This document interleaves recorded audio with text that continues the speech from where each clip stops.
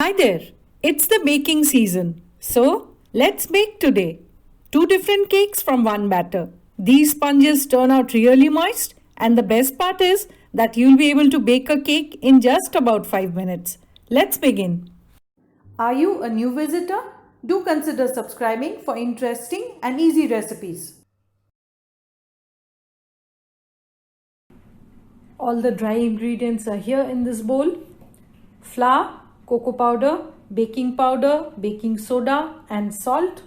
And I'll just mix them together using a whisk for at least 2 minutes.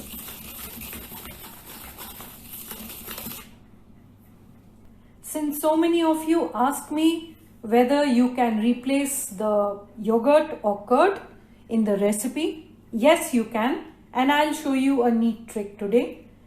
This is a cup of warm milk. I'll add in synthetic vinegar, 2 tablespoons, and you can already see that the milk is curdling. Give it a mix and let it sit for at least 5 minutes. That's your instant buttermilk. I've already measured out the oil and butter in my stand mixer bowl, and that's what I'm going to use today. You could use a handheld whisk, a wooden spoon, or an electrical beater to make the cake, doesn't matter. I'll add in the sugar. I'm using powdered sugar today. You could use caster sugar in its place. I'll begin on low and then turn it up to high. Beat it till it's nice, light, fluffy. And then time to add in the eggs one at a time. And then mix it till the eggs are just combined.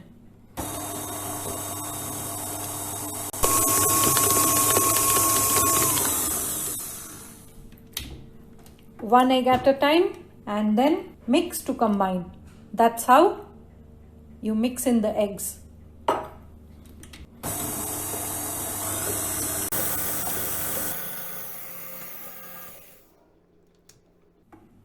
The eggs are all mixed in. Scrape the sides and the bottom. I'll be adding some pecan nuts to one of the cakes. You could use walnut in its place, very similar in taste, and dried cherries to the other cake. I'll just chop them and keep them ready.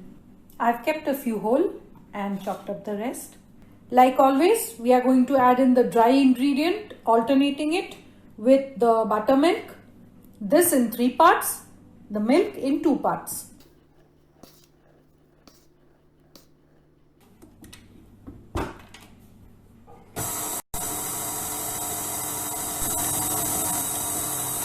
Mix till just combined,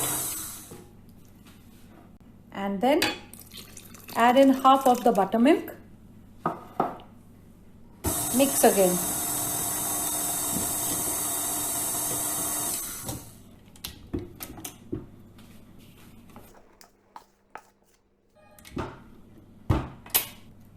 Add in the vanilla essence in between.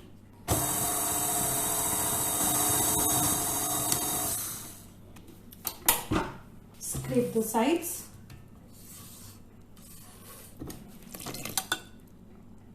Second part of the milk.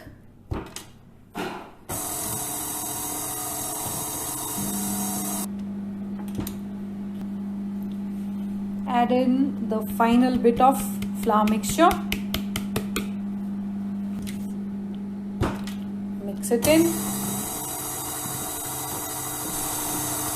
That looks lovely and smells too good, but I'll just add in 4 tablespoons of warm milk to get the right consistency.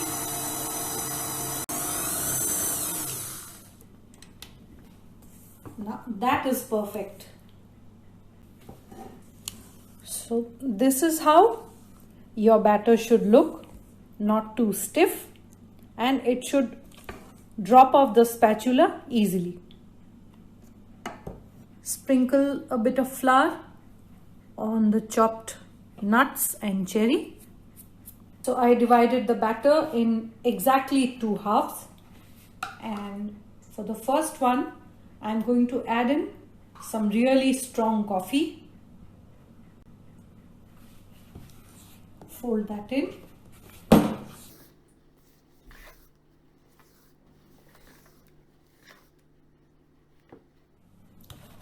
And then toss the nuts in flour and add it to the batter. Again, just fold it in.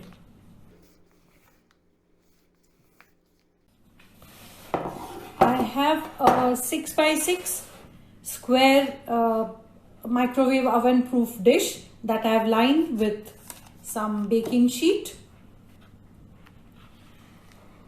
Time to fill it in. So just shake it up a bit. That's ready for the oven. Put it in the microwave. No preheating is required because we are going to bake this on the microwave mode.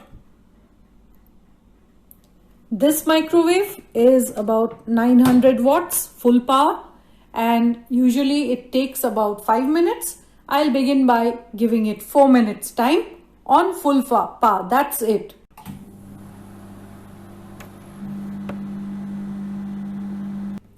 So this time it took about 4.5 minutes for the cake to get done, and that's it. It turns out really spongy and soft if you get the time right. I'll let that cool down and move on to the next one.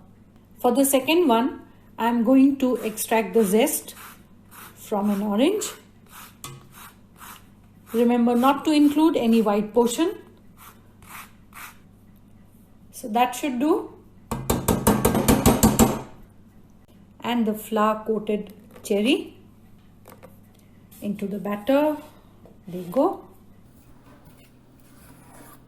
Just fold it in. So chocolate, orange and cherries are a really good combination,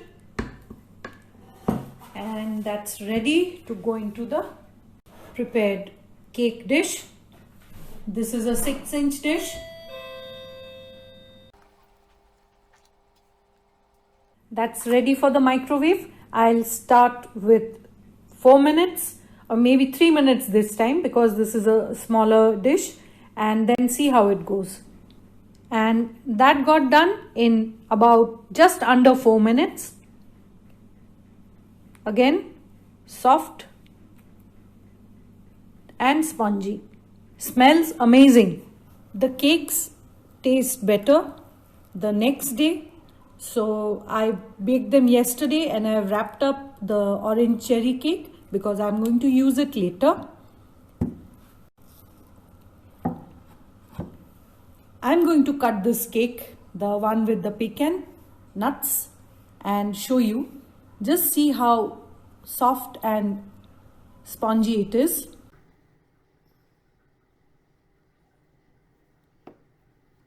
And it's really moist too.